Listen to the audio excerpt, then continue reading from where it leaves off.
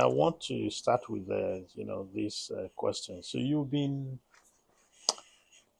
one of the, not just one of the prominent, filmmakers in Nigeria, and you are one of those who actually have professional training. Um, I'm kind of curious. So, what got you interested in film, in the cinema, in camera work generally? Well, in hindsight, I think that I chose the medium. The I chose this medium because I needed something to document my cultural experience. I was born in Lagos, but at age 5, my father just plugged me from my mother and threw me into the family compound at Abeokuta, and they went away.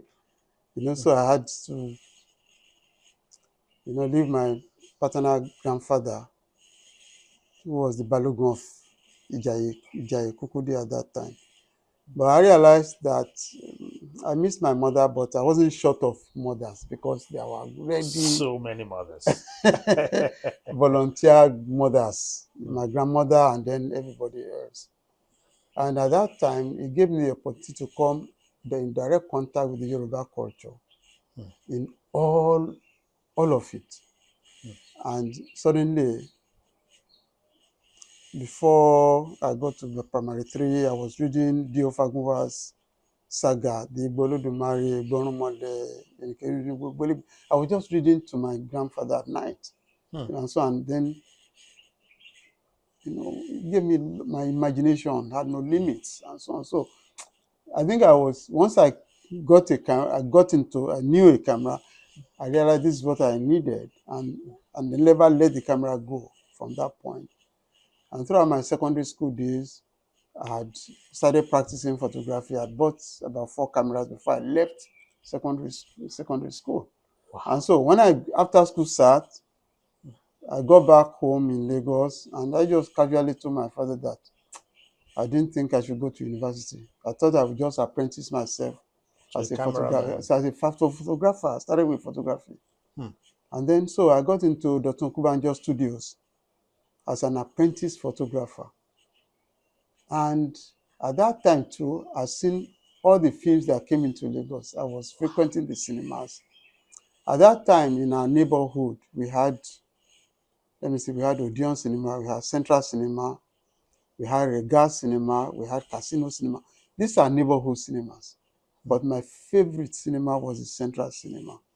Why? And, because it programmed most of the Hollywood films. I needed I knew all these actors. Hmm. Justin Heston, Omar Sharif, Peter O'Toole, all of them. And so after about 1 year, I realized, no, I don't want still photography anymore. I just had to go into motion picture. Anyway, to cut a long story short, I was employed as a cine cameraman trainee at the former Western Nigerian Television, WNTV, WNBS, in 1970. So that's where my career really started. Started. And 2 years, I was getting bored again that, this is good because I was shooting film on a daily basis, and then I was becoming competent. So I wanted to do cinema, big, large pictures, not in a television box. Television box. My problem was that the television was too small for my work. I would see it and say, no, it's too small. I need it to be as big as possible. So I started to save. I got an admission into London International Film School. So, and I started to save money Towards that. towards it until the 1970s. I changed to Nigerian Television Channel 10 in Lagos because I could double my salary. So I did this 2 year the art and technique of filmmaking. Filmmaking. 2 year course in London was more practical Hmm. and less theory, Hmm. but more hands-on. You have to make, in the 2 years, you have to make 6 films, and each one had a goal. So basically, that's why I got into it, because I needed the medium. Now is media now. Yeah. It's content media to document my cultural experience. Experience. And for me, it's a matter of identity. So I use the film media or anything I create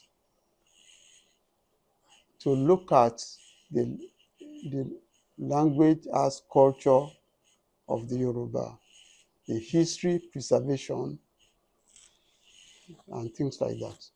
Most of your films, I think it's obvious that the Yoruba culture, there is a sense in which what you said, played out. Most of them, they have very, very, they're very cultural. And then the stories actually revolve around certain cultural Well, traits. I think it's more than that, because global cinema is about identity. You know, I'm a beneficiary of global cinema. Yeah. I studied Kurosawa, Sajid Ray, India, Polish, Hollywood, European cinema, and all of this. And I found out that those films were made in their languages. Yes. In fact, it is inconceivable that a Japanese film will be in English. Made in English. No, or Chinese, or South Korea, or Indian, and all of this. Then I looked in one and say, if that is the case, then there's validity in the Yoruba cinema, because I could best express myself in the Yoruba language. Although the films that I make, you know, they they can, if I make any film in Yoruba, they can be as contemporary as 21st century. Yes. So it's just a matter of the language, which I will gladly subtitle in In English, English. French. We have done a lot of that, sometimes Portuguese as well. But then most of your films, the the Yoruba spoken in those films. This is one trait that I've noticed. They are not. The standard Yoruba in Oleku, for instance. Yes. The Yoruba is I would say, the classic, Yoruba language, and then so why not just the contemporary? For me, the African filmmaker is imbued with certain responsibilities, and I was aware from a very young age what those responsibilities might be. I came back from London Film School, went into independent filmmaking, but I went back to the academics. I literally worshipped the writers and the authors. So I started Cyprian Ekwensi, Adebayo Faleti, Akimi Shola, Femi Oshofisan, all of them. So I went to them because I've seen their work, and I carried their books and said, I'm going to work on this, I'm going to work on that, I'm going to work on that. And I think my collaboration with the late Professor Akimi Shola is the most productive time of my career. Yes, Because we work closely together. together. And working with Akimi Shola, none of them came to me with their books. No, I went to them and told them what I wanted to do. Hmm. And we teamed. Was there any resistance from any of Not them? not at all, because look, after film school, my first production was with other people, was to produce Adebayo Faleti's Idamupadi Mikailu, The Dilemma of Father Michael. I read it and I said, look, I'm going to do this. And it was very simple because of the clash of the cultures in it. Yeah. the Catholic priest in the community. Everybody go to the church, they made their confession and so on. So this young boy joins a gang of armed robbers. And during his first operation, the leader of the gang gave him the gun and said, shoot this person. And the boy, was in the line and shot the person. And after that, it was a matter of conscience. So he goes to this Catholic priest and confesses. He said, Father, forgive me, I've killed someone. He said, wow, you killed someone in Concord. And then the Reverend Father, you know, it's okay, you've seen me forgiven, but go and report yourself to the police. And the boy said, am I crazy?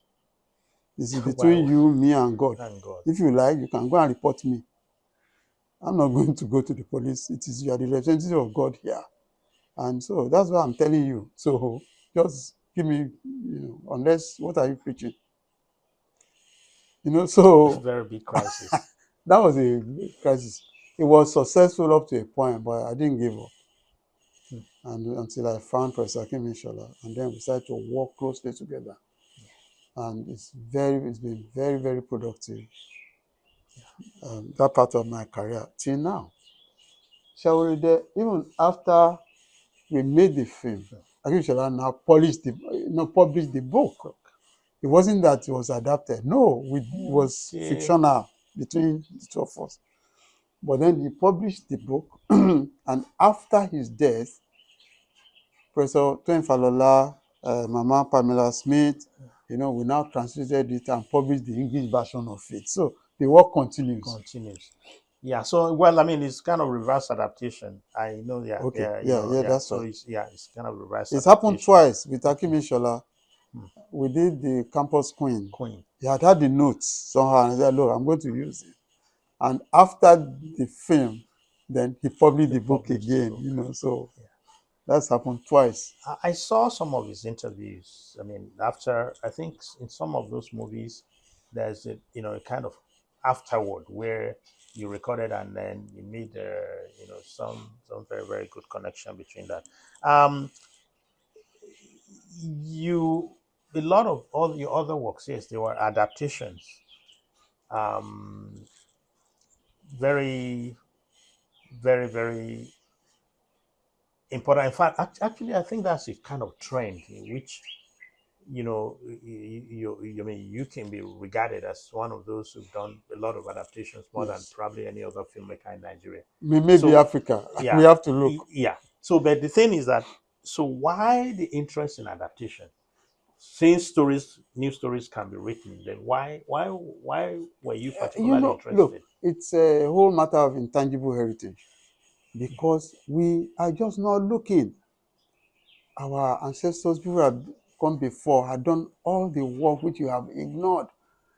Nigeria, indeed Africa, has a vast literary Hmm. assets, vast literary assets, and we are not reading. Hmm. I started developing reading from my primary school days at Okena United Primary School, Ibereku in Abeokuta here. The school had a library, and my friend, the late Dr. Shinowo, was the librarian. So we practically read everything in that tiny library. I remember clearly Isabel Fremont, all those small, small pamphlet books. We took them away and read them. And we attended the same secondary school. So we continued and raided the library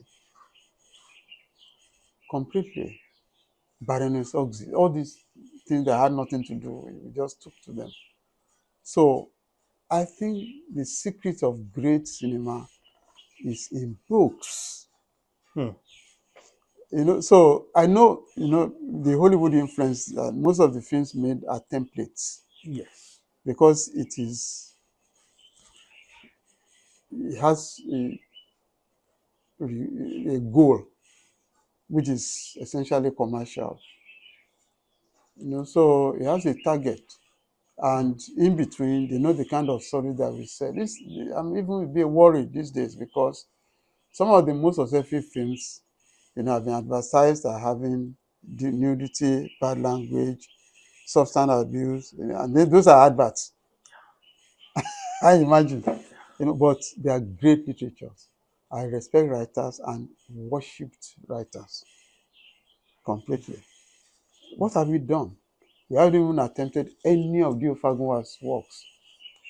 And I managed to, you know, have the right to Professor Wole Soyinka's The Lion and the The Jewel, language. Well, which I've done before, but I want to remake it in the Yoruba language and return it to the source where he took it from, and things like that. So it's important. For me, it is important. Some of the films that I have left to make are mostly literary. They are going to be adapted from the text. from the text. So for me, it's um, it's a source that have infinite possibilities. Possibilities It's because of the inexhaustible. You can't exhaust it. yeah, because of the possibility of interpretation. I mean, ultimately, those Even adaptations from are one book, yeah you can do 10 adaptations if you adaptations. wanted to. In most of your Women, women, yes, women, the women character, uh, and themes that have to do with women, their plight, their possibilities, the challenges, uh, a constant, I would say. I mean, I would say that they kind of run through all your movies. I mean, even when dealing with tradition, they are framed in such a way that the women, they triumph at the end of the day. And then, given the background of this question of, oh, African culture, they are so oppressive for women, and then so I kind of wonder because again, with your emphasis of tradition, how do we reconcile that? So why? I think it's an important part of my sort of cultural awareness because I told you how I was thrown into the community Yeah. and I had more mothers. You could even imagine, everybody was all these women. And I realized during the interaction that they actually made the family unit. Mm, I had this, saw the men, the Yoruba women are compassionate and they are hard working. Our women work. My grandmother, I really didn't see her much because she would travel to markets and then suddenly she's back again. Àlàní ò rí kólódé nígboro kólọ́yọ̀ lẹ́jọ́ ní kólókó dàpọ̀ àfọwọ́ra mi lórí and then she would do the evening market at Nole and then she go to the main market and the third day she's off again. But there are other mothers in the society and they held the family together and sometimes they held the community together and they are very strong, you know. They are breadwinners and they settle disputes. And I suspect it is subconscious on my part that I recognize that women have not been given their recognition in traditional African societies. We have not given them, you know, we have not appreciated how much they contribute to the society. And so when I pick up books and so on, I can see it, even in literary works and so on. And I seem to be attracted by stories that have strong strong women. women in them. So, and later I started to realize the pattern. Wait a minute, what's going on? And somebody has, are you Balogun of Obìnrin? And things like that. I think it's just part of my natural process, my experience, and my development. Yeah. So in the movies, I mean, again, yes, these strong women.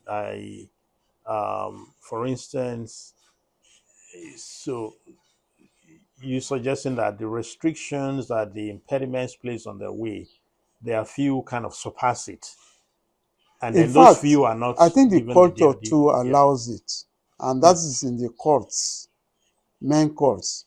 They allow a place for women. Hmm. They How? allow a place for the women. They How? are usually represented. In Egun court, there's Yagon, and she knows everything. She's in the court. And again, in the process of the institution of the monarchy itself, in crowning or find a new Oba, I think women sometimes are also represented. In fact, there are in some societies where the a woman is, if she's not in that process, then the king cannot be crowned. Wow. Yes, in certain Yoruba society, units. I know that within all this, the women are sometimes passive, but they are not entirely forgotten. That's interesting. And one other trend that again, some of your movies. In fact, some of the Erelus, for instance, in Mm, silence, yeah, you can't crown a king without uh, participation. It participation. would be, it would almost be illegal or unofficial if you did it. Yeah. So disabilities. A lot of your movies too talk about disabilities, but then look at them. Look at how human beings, how the characters overcome these disabilities. So what's sparked your interest in Well, disabilities? again, I have to go back Go back, to yes. my own childhood, my development, and I see everybody, they catered for everybody, and so on. Even in the unit, in the family, in the compound, everywhere, they don't abandon people with disabilities. And my own responsibility is now to use my own medium to look at all these cultural influences and take it to the next generation. In other words, just take it from even aspect of our culture. Look at some that are negative and not really useful. Take the good ones and just move on. And just take it to the 21st century. In other words, just take it to a knowledge system. Look at it from a knowledge system. That's what I'm doing at the moment. So, you know, some of what could not be explained when we are very ignorant about afflictions and Mm-hmm, diseases and so mm-hmm, on. And then, you know, science and medical orthodox medicine shows us, provides some solutions which you can look back and say, oh my God, maybe it could have been this, it could have been that, and so on. So that's mainly my interest and my focus. focus. Yeah, In other words, yeah, in everything that I have done, I'm familiar with the Yoruba spirituality in a sense, but I am much more interested in the knowledge system that is associated. You with know, the spirituality. I don't get involved in the spiritualism because if I did, I'd be confused as a storyteller and a filmmaker. Mm, So I know very close to Ifa. So many of the Babalawos have slept in their homes, eating their food, and I'm even very curious about Ifa too, and I'm doing something about it. Finding the modern scientific interpretation of what is, and I'm amazed at what I have found, and so on. So, and throughout all that process, I never really said, Ejeba mi wo kini, can you do? No, no, no, I don't do that. And I'm very close to the Egungun court. In fact, we were my family before conversion to Islam, we were Oje, we were Egungun. And so today, Egungun remains, special to me. And it is the closest to the theater, mm-hmm. very, very Yeah. close. In fact, Historically, yeah, historically yeah, and even in practice, in practice, yes. because those people they are performers under mask. Mm, And there's a lot of the whole theater and audience participation and everything. First of all, they have to design, they have a story, they have to design the egungun, they have to decide on what color will the egungun be, what mask will they have, and then what is the music that will accompany it. That's a lot. It's a That's whole complex. It's process. a whole process. Even tán bá ń pidán, when it comes to performance on all those animals, they design the animal, they house it in Igbale. Somebody gets under the design, then there's a music attached to it, and they have a whole process, which I found fascinating. Because it was in a family compound, they have to perform. Huh. And they can announce when they change the music to something like Odere Igbo, Adamodere, Odere Igbo, Adam. You know it's going to Adamadere. be the boa constrictor, the Ojola. So when they are ready under the mat, they take off the core, and then you can see they reveal this long snake. And then, of course, the person under the shroud, opens the mouth of the snake, crawls around, and all of that. But that's not enough.